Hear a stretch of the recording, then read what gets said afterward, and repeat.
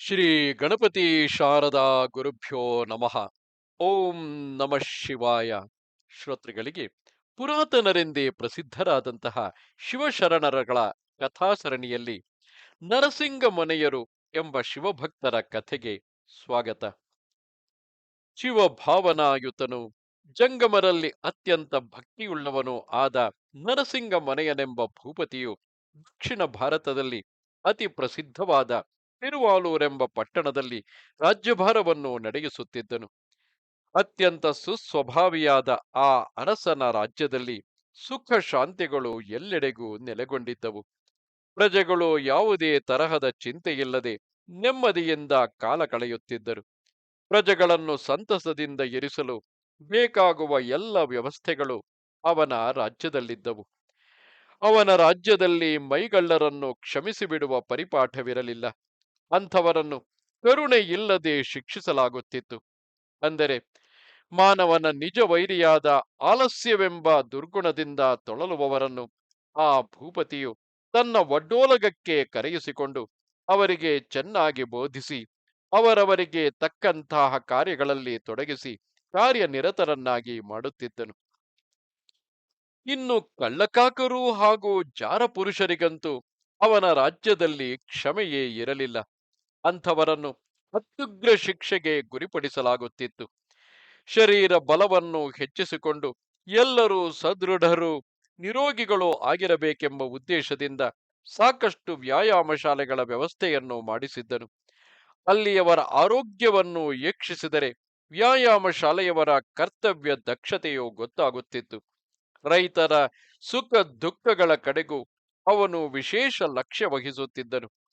ಒಕ್ಕಲತನಕ್ಕೆ ಬೇಕಾಗುವ ಸಕಲ ಸಲಕರಣೆಗಳು ಯಾವಾಗಲೂ ಸರಿಯಾದ ಹಾಗೂ ಸುಲಭ ಬೆಲೆಗೆ ದೊರೆಯುವ ವ್ಯವಸ್ಥೆ ಮಾಡಿಸಿದ್ದನು. ಕೈಗಾರಿಕೆಯವರನ್ನು ಕೂಡ ಕಡೆಗಣಿಸದೆ ಅವರಿಗೆ ಪ್ರೋತ್ಸಾಹವೀಯುತ್ತಿದ್ದನು.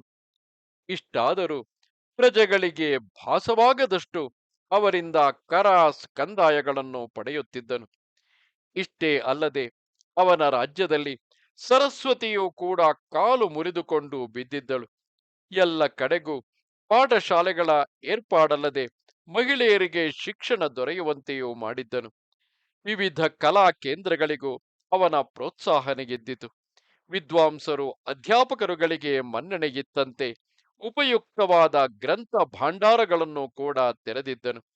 ಅಲ್ಲದೆ ಶಿವಶರಣರಿಗೆ, ಧರ್ಮ ಜಿಜ್ಞಾಸುಗಳಿಗೆ ಕೂಡ ಉಪಯೋಗವಾಗುವಂತೆ ನಗರದ ಹೊರಗಿನ ಪಟಾಂಗಣವೊಂದರಲ್ಲಿ ಒಂದು ಭವ್ಯವಾದ ಕಟ್ಟಡವನ್ನು ನಿರ್ಮಿಸಿದ್ದನು.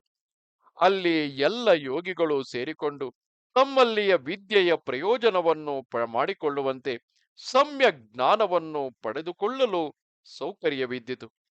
ಅಲ್ಲಿಯ ಮಠಾಧಿಪತಿಗಳು ಭಕ್ತಿ ಜ್ಞಾನಗಳಿಂದ ತುಂಬಿದವರಾಗಿ ತಮ್ಮಲ್ಲಿಯ ನೈಸರ್ಗಿಕವಾದ ವೈರಾಗ್ಯ ಕಾಂತಿಯಿಂದ ಮೆರೆಯುತ್ತಿದ್ದರು.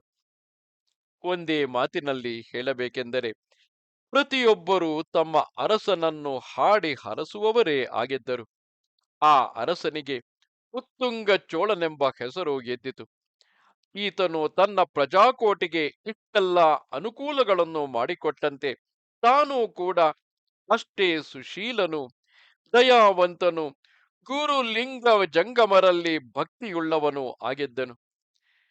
ಜಂಗಮರಿಗೆ ದಾನ ಕೊಡುವುದರಲ್ಲಿ ಇವನದು ಎತ್ತಿದ ಕೈ ಆಗಿದ್ದಿತು. ಹೀಗಿರಲು ಅವನ ಕೀರ್ತಿಯು ಕೈಲಾಸದವರೆಗೂ ಹೋಗಿತು.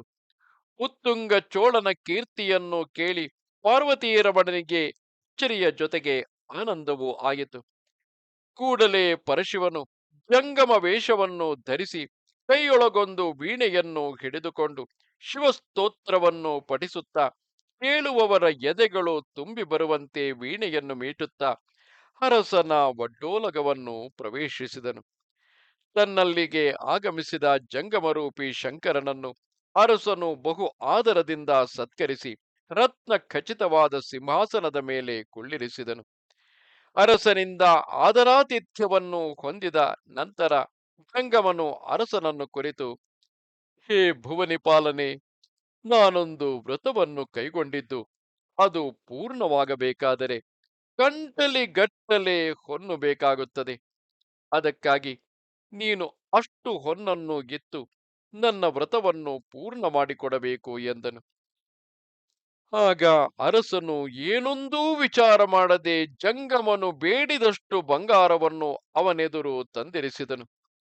ಅರಸನ ಭಕ್ತಿಗೆ ಮೆಚ್ಚಿದ ಜಂಗಮರೂಪಿ ಶಂಕರನು ಅತ್ಯಂತ ಹರ್ಷಿತನಾಗಿ ತನ್ನ ನಿಜರೂಪವನ್ನು ತೋರಿ ಅವನನ್ನು ಕೈಲಾಸಕ್ಕೆ ಕರೆದೊಯ್ದು ಗಣ ಪದವಿಯನ್ನು ಅನುಗ್ರಹಿಸಿದನು.